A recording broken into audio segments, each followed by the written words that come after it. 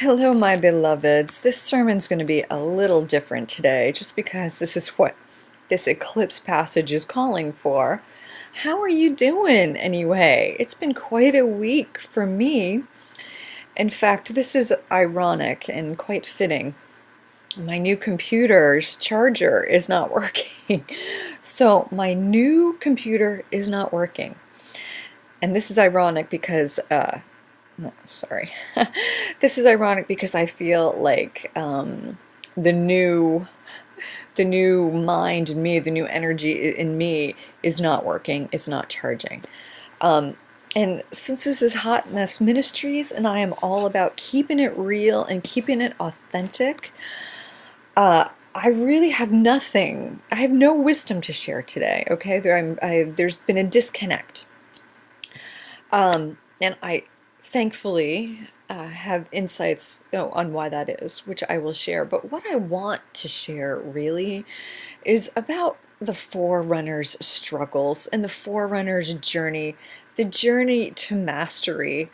Um, because, there's so many misconceptions and misunderstandings that when you're on the journey to enlightenment and you're on the journey to awakening, that as you become lighter, you just become more blissful and joyful. And I think we all know by now that's not true. Just as inside, I like this camera better because I am not in high definition.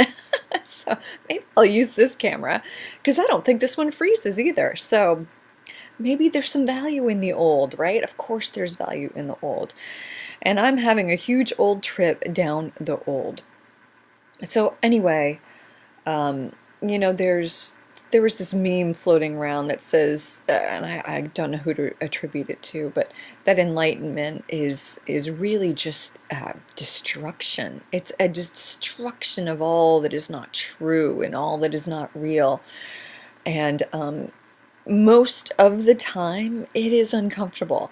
I believe the Tibetan monks even have a saying that says something like, when it comes to enlightenment, better to not start. Once you're in the journey to enlightenment, better to keep going. Because it's hell. It is. And hopefully, this is my fervent prayer, that there is a whole wave of us who are the forerunners who are paving the path. And I have this fervent prayer that those people coming behind us have a much easier way, because it cannot be this hard for everybody. Or not everybody's going to do it. But I know that is the path of the forerunner. We paved the way where there's no path before. However, I am still going to tell you my struggles through all of this, because even though it won't be as hard for those coming up right on our heels, and it won't last as long, there will be still some intensity in all areas.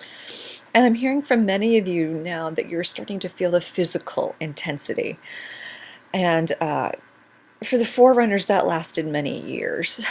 It won't last that long for you. I am just coming out of it now in this year, 2018. But as we are raising in consciousness, the physical is the last to catch up, and it's painful, it's uncomfortable. And this is why there's things like chronic fatigue syndrome and fibromyalgia and what else. What the doctors can't figure out, and it's the ascending body. It is the carbon body changing to crystalline. I have to give a shout out right now to one of my main men, Adamus Saint Germain. He channels through the Crimson Circle. If you're interested, just look up the Crimson Circle Library and you can look up all his past channels. Not only does he channel, he's been a personal guide of mine for many years now. He actually speaks to me personally. And he says that what we are doing in our physical bodies right now, that takes 10 to 20 years, less for those coming behind us, would usually take 170 to 180 years. So if we can look at it like that these dear precious bodies of ours are doing in 10 years what used to take almost 2 centuries, let's have some reverence for there. And I'm getting a number right now that it'll take less for those of you coming behind. Even 5 years would be a huge, huge boon. Mine started in 2010, the physical. The physical started in 2010. Um, I have a feeling it's going to go for 2 more years till 2020. Not all of it is hard. As you all know, I have lost 25 pounds of ascension weight just this summer. Um, and the physical stuff has lessened. Those of you who have been following me for a while know that my chronic fatigue left like that in a spontaneous healing with a very loving equine encounter. A horse. A horse helped relieve me of my chronic fatigue. But just just very, very briefly, I'm going to give you the whole gamut. So all of us who are on this spiritual journey have been preparing for this for lifetimes. The Forerunners said, okay, it's going to be bumpier for us, but we're going to go first. So I decided to be one of the ones to go first. And there's Forerunners that have been doing this for 50, 40, 20 years. For me, it's been 12. And my conscious spiritual journey started, because we've all been on spiritual journeys. I say conscious because I was aware something was starting in August, exactly 12 years ago, 2006. My first son was a year and a half, and his little will coming out was starting to trigger me, and I wasn't responding how I wanted to be responding. So I had this constant question in my head of, what would it be like to unconditionally love him? What is unconditional love? I had this question in my head all the time. What is unconditional love? And then I was given a dream that showed me what a planet looks like when its people are filled with the energy of unconditional love, which is the fifth dimensional energy, unconditional love. We're in 3D. We are ascending to 5D right now, and perhaps higher, but 5D is unconditional love, and I was shown what a planet looks like. And I got to tell you, this dream took up 12 pages in a journal of mine, and once I visited, I didn't want to come back. I was shown that this is the potential that the earth has, and that my family was being relocated. I didn't understand at the time. I thought I was actually going to go in a spaceship to another planet. I did. Now I understand that it was a vibrational relocation. So after this dream, it was one of those ones that changes you forever. And I was on the path then. And books started falling in my lap. I was given this dream message of congratulations, expect miracles, I love you, which just shows me that I signed up for something. So yeah, books started falling in my lap, and it started with the law of attraction, which is a stepping stone. The law of attraction is a great stepping stone. It is not the end-all be-all. It is not the law that stands on its own. It is a stepping stone. It's not the full story. So as much as I love the law of attraction for getting me started, you shouldn't linger there for the rest of your life, because it is just one piece of the puzzle. But that started me off, and it connected me with a wonderful group of women and other forerunners. And from there, it just has gone on. And 2010 was when I had this knowing that my body was about to physically change. It was just this knowing that there was miracles on tap for this body. This was 8 years ago. And I knew there would be a transformation. And I didn't know how it was going to look. But I thought it was imminent, you know? I thought it was imminent. And there wasn't a lot of information out about it at the time. Until 2011, I got to give another shout out here to Lauren Corgo of thinkwithyourheart.com. That is a community of forerunners, and it's been a staple in my life for the past 9 years when I discovered her. She started validating everything I was thinking of myself through her program Cell Speak, of how our bodies are ascending along with us. And with the perfection of our consciousness comes the perfection of our physical bodies. And I know that can be a lot for people to swallow, because we've been taught You don't have to be perfect to love yourself, and you absolutely don't. But perfection is our birthright. It is our birthright, and we get there through consciousness. Not through diet, not through exercise, not through any outside means, through our consciousness. And so it was such a balm to my soul to have someone reflecting what I was feeling internally. Um, and then I became pregnant in 2011 with my third son, my diamond child, my baggage-free, karma-free child. Many of you know the story from my book, What All Spirit Babies Want Their Mamas to Know. But the physical stuff really started at the end of that pregnancy with a 2-week migraine. So that was like a kick in for my body's consciousness. And my consciousness was raised a lot during that 2-week migraine, because I realized, okay, there's so much karmic clearing going on.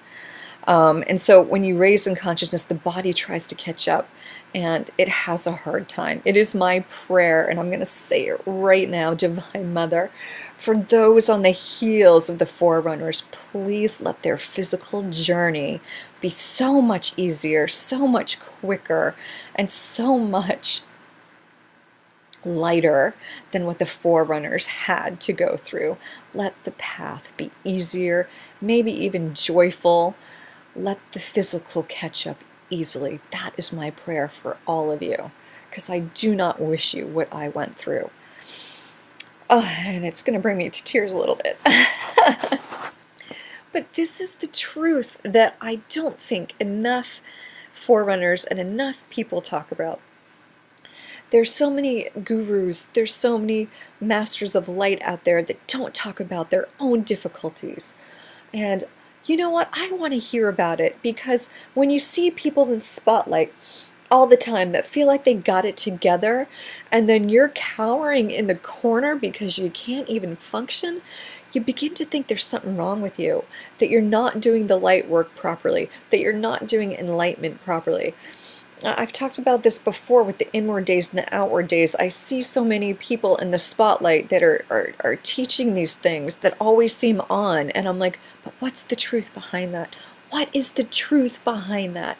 And there's not many people that speak the truth of the struggles to mastery. Lauren Corgo is one. Denise LaFay is another. Denise LaFay talks about the dark side of mastery, and not enough people know about it. Too many people are afraid of it, and if you're afraid of it and unaware of it, you can be a victim to it. So I will write down all these resources that have kept me going as a forerunner. But the struggles are real, and I want you to know them, so you know that no matter how much you're struggling mentally or physically, it doesn't mean that you're doing it wrong. Even now, as I am in this blackness of this eclipse passage, I know I'm not doing anything wrong. I know this is perfect. So anyway, the physical started with that 2-week migraine, and then, to be perfectly honest, right when my third child was born was when I started descending into chronic fatigue and fibromyalgia. Immediately upon his birth, my joints started hurting, and it's because of this very high vibrational child coming now through this very high vibrational mother, and the physical just not being able to keep up. In fact, I had been given 2 dreams from our divine brother Yeshua, Jesus, this year, that if I continue to go as fast as I'm going, my physical will shatter.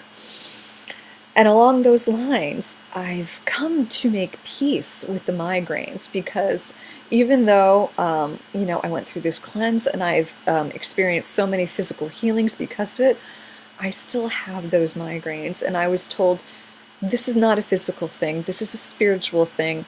The migraines serve a very important purpose for me, and that is get me to stop thinking, and to get me out of the way, and to help my body just rest and integrate. So I can't do anything. I can't think, I can't participate, and I can't do anything. And it just sort of gets me out of the way so the reworkings can be done. And this is just something I have to bear as a forerunner, and I'm cool with it. So if I have the migraines for a while longer, it's okay. I don't have the everyday headaches that I used to have, so I'm very grateful for that.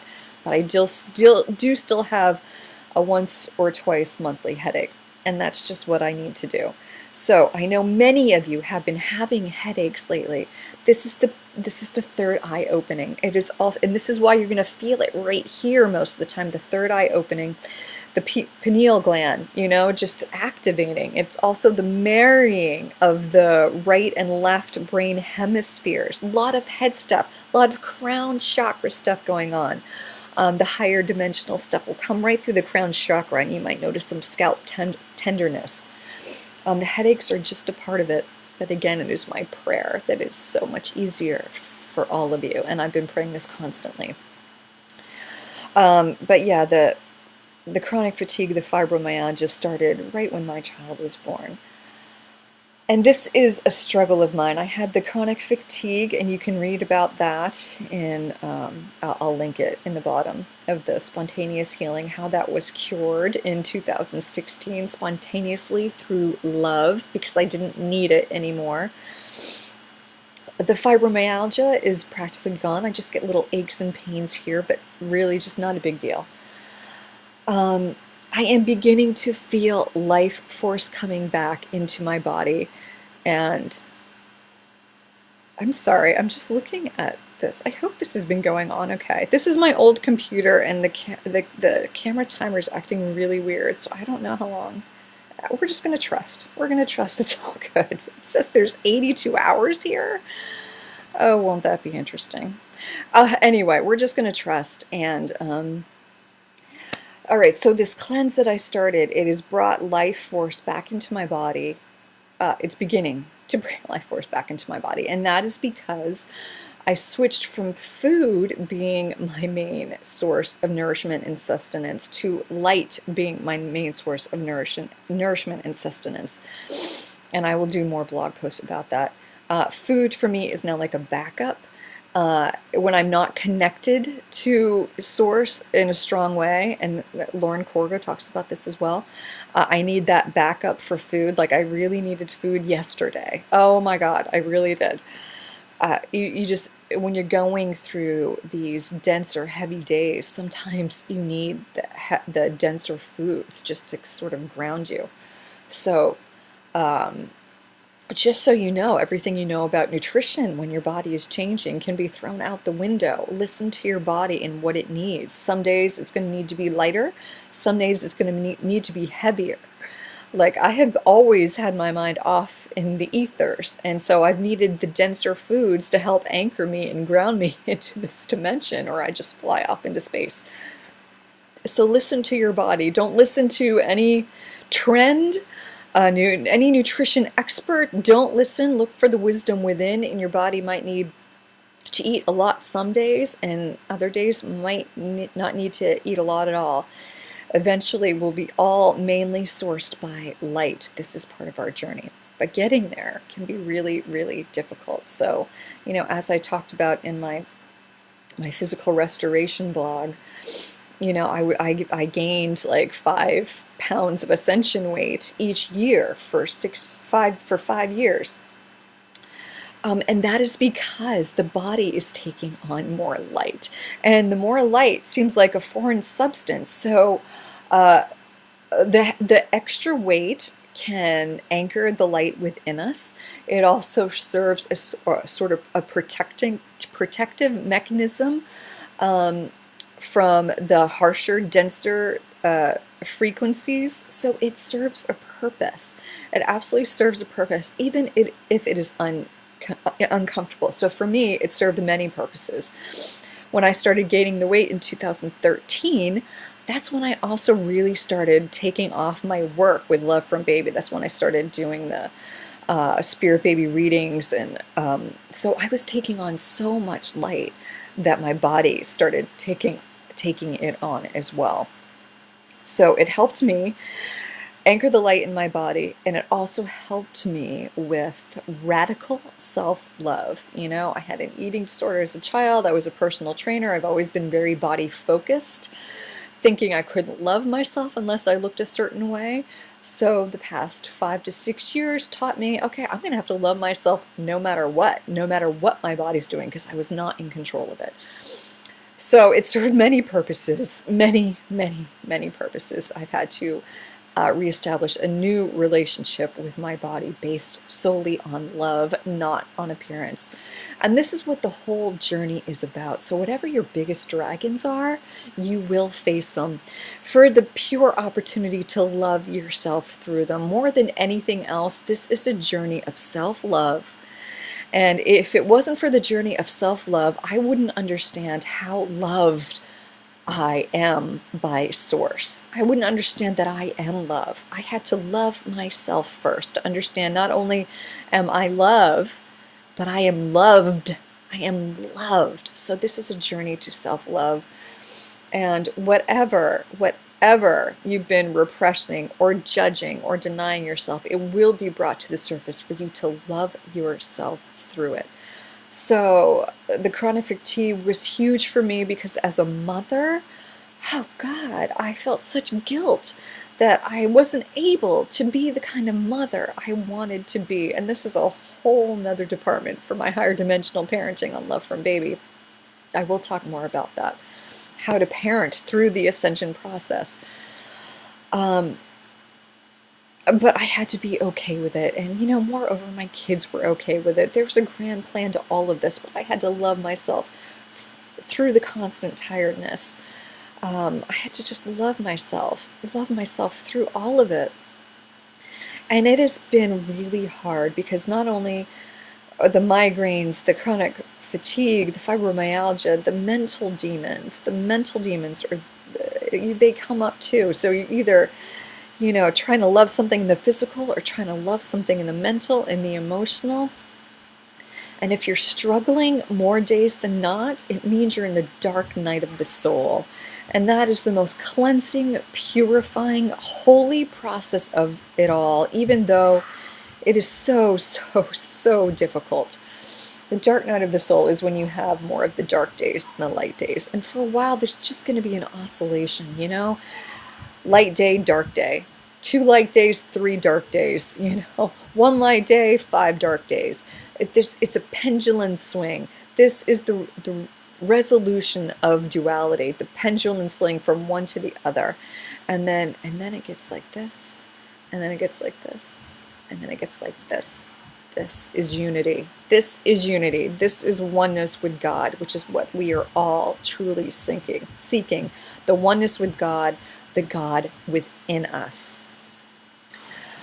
So, you're going to have many inward days and maybe not so many outward days. And along with this, I can't imagine having a regular life going through all this. I think it's part of the reason we agreed in our spiritual contracts, our soul family contracts, to homeschool, to have home businesses. As a forerunner, I could not have a normal life of having to go to a job every day, or to get my kids ready for school every day. That just wasn't going to fly. Especially in the years of chronic fatigue, three years, I would say, 2013 to 2016. 3 years of chronic fatigue.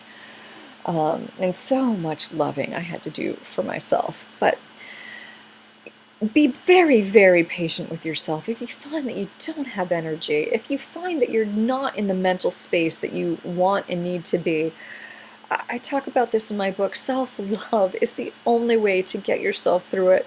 You'll go through it faster. You'll go through it quicker.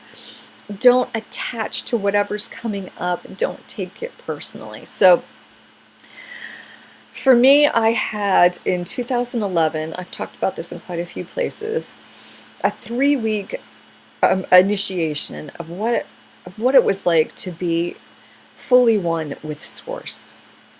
It was blissful. It was fearless. It was limitlessness. It was blissful, celebratory. It was more than what we can imagine with our human minds. I was living off light then, didn't even think about food. Everything was exciting. Everything was exciting. Better than a kid on Christmas. I couldn't wait to get up the next day just to fill the sugar bowl. Really, the mundane things were so exciting. Can you imagine that? It was true bliss. And then it ended abruptly on 12/1, 2011, with this blackness just coming over me. So I was imbued with Source, and then it was taken away. And I was told, you were given a gift to see what it feels like. You're given a taste to see what it feels like. Now get there on your own. And it was this blackness. And now, 7 years later, before this last eclipse yesterday, in the wee early mornings, I had this dream of this blackness descending upon the earth, obscuring everything. And I have to be honest, I have felt that post-Source initiation blackness this weekend. And so I'm being told that this can be a bookend if I choose it. There's always the possibility that I can just choose to be one with Source right now. And it ended, my initiation ended with the blackness, and perhaps my permanence of being one with Source can begin from this blackness. That is my wish for myself. Pray for that for me. Everything looks so different when we are looking at things with the eyes of Source, when we are thinking with the mind of Source, and when we are loving with the love of Source. When more people feel this, the world is going to change very, very quickly. So as hard as this has been for me, especially the physical and the mental dragons, I can tell you definitively, without a doubt, it is more than worth it. I'm getting chills right now. It is more than worth it. It is everything just to get back to Source. So my dearest wish for all of us, it's my dog barking, is that more than anything, more than wanting anything outside of ourselves to complete us, is that we seek that oneness with Source, and that we can get there in a way that's more graceful and more efficient than the Forerunners. So I have no idea how long this sermon is, but this is my wish for all of us right now, and I'm going to pray it for you. So, Divine Mother, all that is holy, and speaking to all the higher selves, let us have an easier journey to ourselves as Source. Let it be the most efficient as possible. And let all those coming after the Forerunners love themselves through it. Remind them always that love only leads to love, and love is the fast track. Love is the answer, and love is truly all we need. Let all the people watching now remember that love will get you through this and to this as yourself, as Source. I am sure, amen. I am sure many of you have felt that oneness, even if it's just for a moment. And it is the feeling in you, we talked about it last sermon, that says, oh, this is good. This is perfect, just like it is. And I did talk about this in one of my previous blog posts this week, about the perfection. When you have that oneness with Source, everything is perfect. So this is how we can practice being one with Source, and this is what I am committing to, so I can get back to that oneness with Source. I am doing it from the blackness. I am remembering that all is well, and everything is precious and perfect, just as it is right here, right now. It is the most sacred, holy feeling to look around at everything that is not perfect and know that it is inherently perfect. And the magic that happens here is that the contentment and satisfaction of everything being perfect just as it is causes everything that you're looking at to self-correct to that perfection. This is huge. This is the takeaway, okay? Takeaway. Know that everything is precious and perfect just as it is, even if you have to fake it for a while. Just keep saying it, affirming it. That is you agreeing with God, the I Am presence that's right here. That is you agreeing with it. And once you can really get into that feeling of, ooh, this is yummy, juicy, and I like it just like this, the self-correction happens naturally when you don't even need it or desire it anymore. That's the irony of it. When you notice that this is perfect, it changes to perfection when you don't need it to. So practice that. That's where I'm going to be. I'm going to use this blackness and just affirm the perfection of it, knowing that Source is in it. And from there, everything changes. Nothing else matters but this. So my wish for you is that you feel this oneness, even just for a moment, for a few days, for a few weeks, for a few months. Feel it so you know that no matter what you're going through, no matter how hard it is more and more than worth it. I love you. I will send the offering plate now. Every donation is appreciated, and it will be multiplied to you. I love you. I honor wherever you are on this eclipse journey, and thank you for listening to me.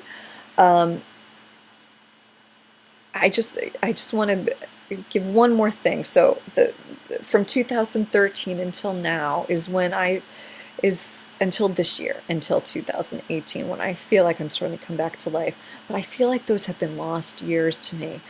My youngest son and I were looking at pictures on one of the old phones, and it was bringing out this tremendous sadness in me, because it was from when it really started to get hard for me, right after he was born. And I'm like, oh my God, I feel like I've missed so much. I feel like there's 6 years that I missed right here. But this is one of the promises of the divine, that those lost years will be restored to us. Not only were they hard years, they were destructive years. They're destructive to my body, destructive to the bodies of my family, my dog, my house. I mean, so much has been lost here. However, it's because we are becoming plugged in truly to Source in all ways. Source is not only going to be what we're living off of for food, it's going to be what supplies us in every way. So even though I have been unhooked from everything the past few years, there is a reconnection going on right now. It's happening right now. I'm looking at my old computer my new computer that's not charging, and a temporary, looking back to my old computer, and man, I hope this works. There's a reconnection going on right now, for me and for all of us, that is beyond our wildest imagining. So I align with that reconnection to the divine, to Source, and I accept nothing less. The lost years will be restored for me and for all of us, and that is a promise of the divine. All right, I'll end it here. I love you. I love you. I love you.